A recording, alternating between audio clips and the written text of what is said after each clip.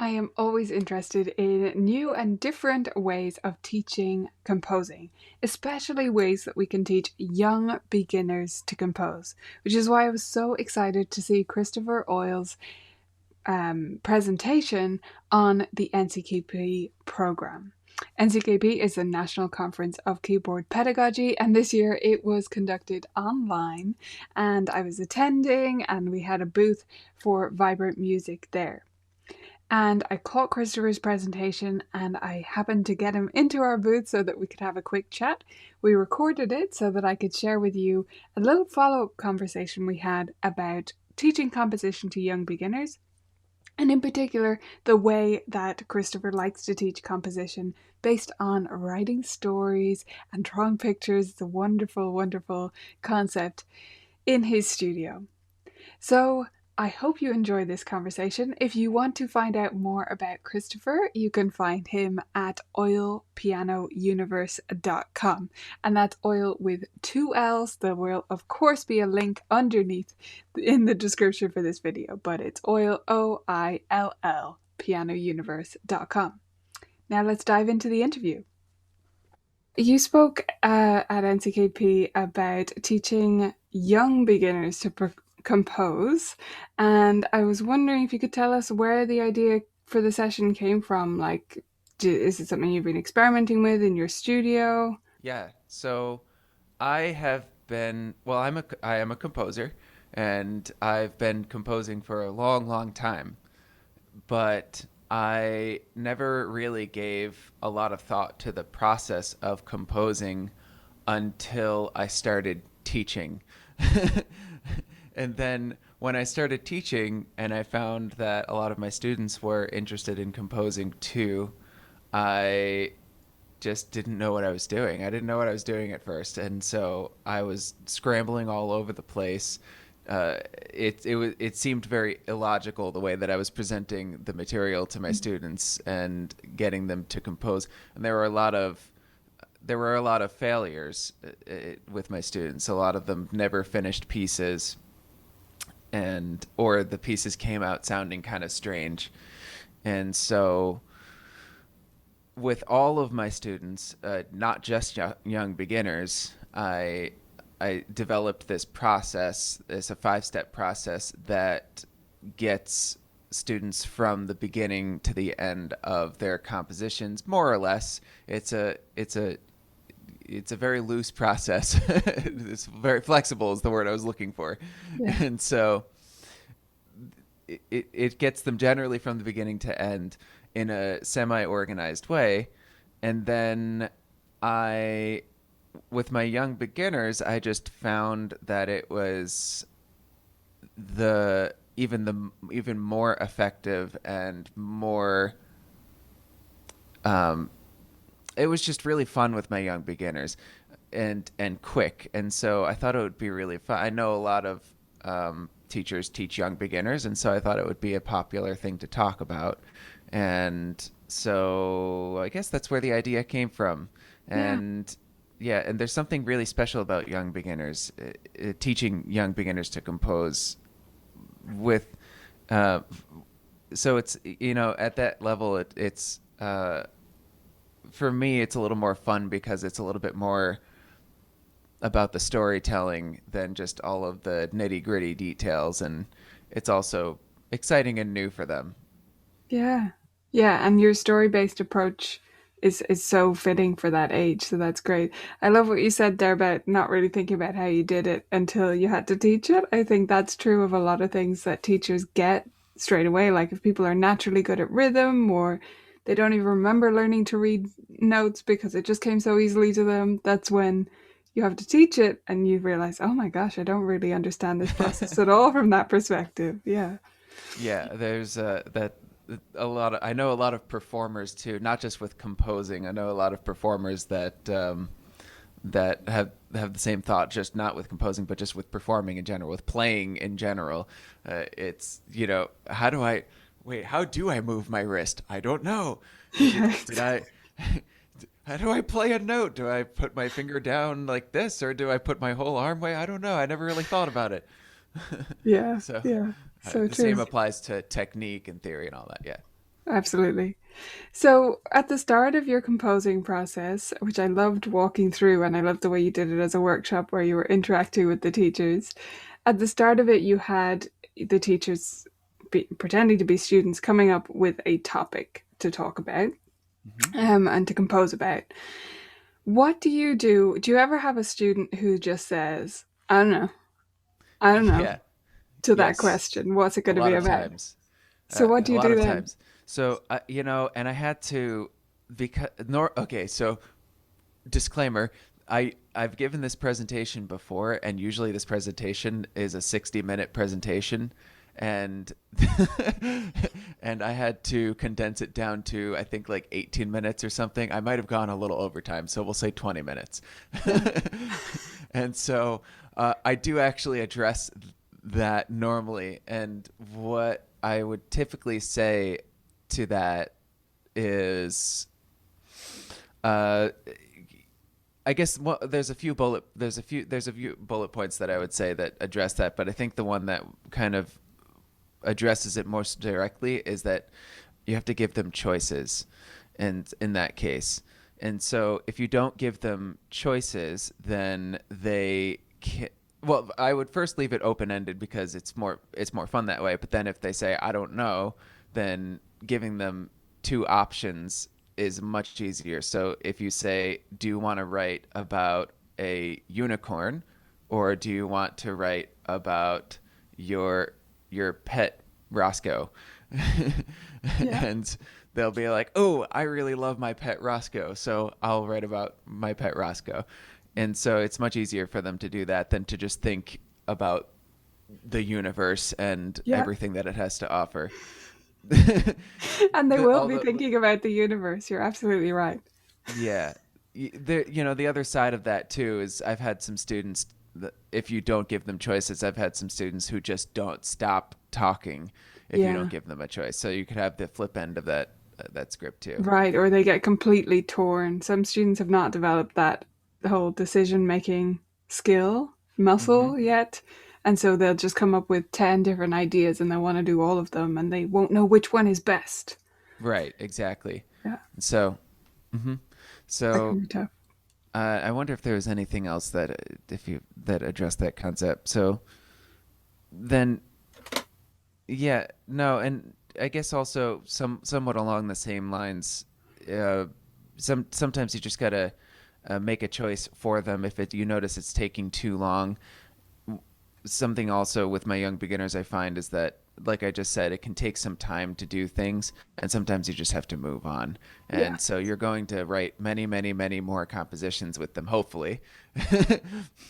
And so, assuming that you are going to write more compositions with them, you don't need to spend any too and you don't need to spend too much time on any one concept. You can Yeah. just save it for the next composition if they're not quite getting it.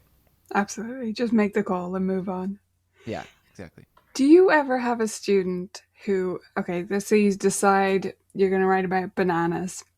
Do you ever have a student who you decide that together and they just go, okay, and they jump right to the piano and they start making up words about bananas and playing random keys? Has that ever happened to you?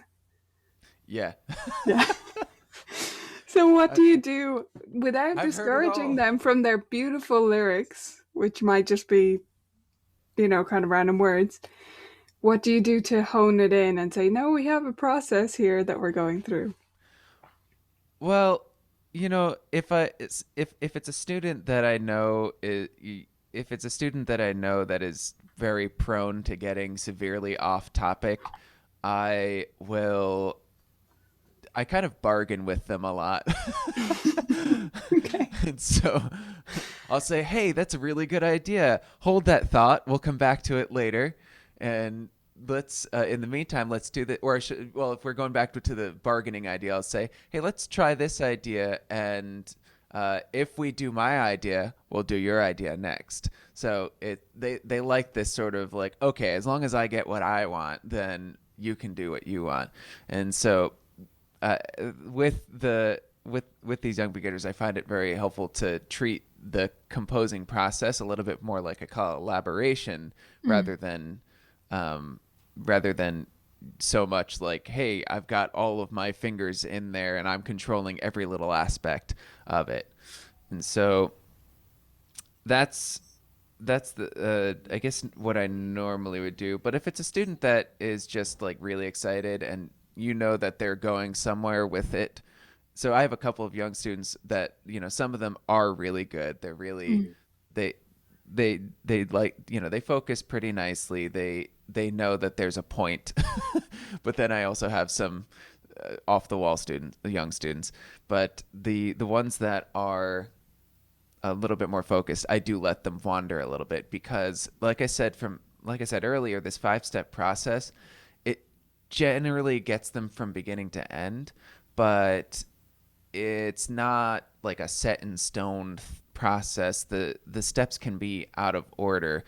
They don't have to be 1, 2, 3, 4, 5. Some I don't know if I should just go over real quick the 5 steps just Yeah, so I was going to ask that next. I know it's normally a 60-minute presentation and you condense it down to 20, but now let's just have the few second version Yeah, to yeah, give it yeah, an yeah, of extra course. challenge. So basically the steps are think, and that's where you're coming up with the topic, outline where you set the form of the piece, experiment where you're just playing around with little sounds here and there for each part of the form. Step 4 is sketch, and this is where you'll improvise through the whole piece. And step 5 is shape, where you'll be nitpicky and work on all the little details of the piece. But like I said, it doesn't always go in that order. So if a student jumps ahead and starts, like you said, messing around with the lyrics and jumping onto the things, so they just went from step 1 to step 3, and then eventually you can, if you want, you can, when they have some solid ideas, you might say, all right, well, you're stuck now because you don't know what to do next. Hey, let's go back to step 2 and let's see, how does this fit? How does your idea fit into the bigger picture? How does your musical idea fit into the bigger picture? Yeah, that's wonderful. Thanks for giving us an overview of the process too. That's great. So, at the end of those 5 steps, or jumping forward, do you think that all of these creations should be notated? What's your stance on that? I have a weak stance on this. Because I have a weak stance on this because I know other people have a strong stance on this. Right. So I would say to the teachers, do what you're comfortable with. If you personally believe that the notation is important, then yes, do it. And so I think personally, I think it's nice to have it notated. I have a lot of feelings about this. So they're okay. First off, sometimes, a lot of times, the pieces that a young beginner will write are way harder than what they can read. Yeah. And so, especially if they're writing something that is less song based and more impressionistic and just kind of jumping around on the keys and making sounds. And so, or if they write on black keys. Yeah, so, exactly. so the if it when it comes to notation in those cases, I would say if you're the teacher and you want them to see what it looks like and you think they can learn something from seeing that, then it might be nice for the teacher to just notate it themselves and walk the student through as they do it. If the student writes a melody or something that is a little bit closer to what they would be able to read, then I would say, yeah, it's probably worth writing down. And so occasionally I do have a young beginner who does write something that's a little bit more simplistic in rhythm and in range and key signature, all of that kind of stuff. And I'll have them actually write a little bit of it. The other problem with notating I see is that it takes a lot of time. Yeah. And so it already took enough time to compose the piece. And so if you have the time and the patience of the student to notate it also, then I would say, yeah, notate it. But I guess that depends on how motivational you are as a teacher. Yeah, yeah, and what way you want the project to go. I mean, if the reason for notating it is just so the student can remember it, then a video is often going to do a better job, especially if it Hmm. is something like all over the black keys and stuff. If they just want to remember Yeah, how it goes. exactly. Yeah, the and that was something I couldn't quite get to at the end of the presentation too, which is you can record the audio, you can use programs like Synthesia to record the actual MIDI, and so they can. It's basically the same thing as notation, kind of. It's an alternative It's an notation, yeah. alternative Yeah. notation, and so that's another way for them to remember it too. But yeah, if you want them to learn a little, you can use the notation as a tool for developing their reading skills. So maybe if you want to, instead of doing reading activities for that day or that week, maybe you can work on the notation instead. Yeah, Hmm. awesome. So, as you mentioned, you've given that presentation in different forms, or that workshop in different forms. So, I'm sure you've gotten various different questions from teachers. What are some of the most common questions you get, or things you think might be holding teachers back who are not composing with their students? You're kind of hitting all the points here already. you, you're asking a lot of the things that I've heard before. Mm. I let's see. Has anyone asked anything else? I guess just some of them, if I remember right, some of them have trouble convincing their students to compose. It's a like they might be a little shy, so that in that case, I would say maybe don't do like the whole piece. Just start with little ideas, and just dabble a little bit. And so you don't have to write a full piece, but you can still kind of apply this process. You can say, all right, we're just for a few minutes, let's just play on black keys and say, we'll say, let's write a piece about you can what's it called? You can spoon feed, you could say, some of the ideas to them to get Hmm. them hooked. And so you can say, hey, we're going to write a song that sounds like a harp today. And so you can, and now on the black keys, that's a good start for something that might sound like a harp. What do you think a harpist would do? Are they going to just slam on their harp, or are they going to strum and do the notes separately? Who Yeah, knows? So, you can kind of ease them into the process a little bit. You don't have to make them do all the work. yeah. No, that's a wonderful suggestion. Yeah. Thank you so much for sharing a bit about your composing process and this 5-step formula with us. It's been great to learn about it. And it's been fun to talk with you too.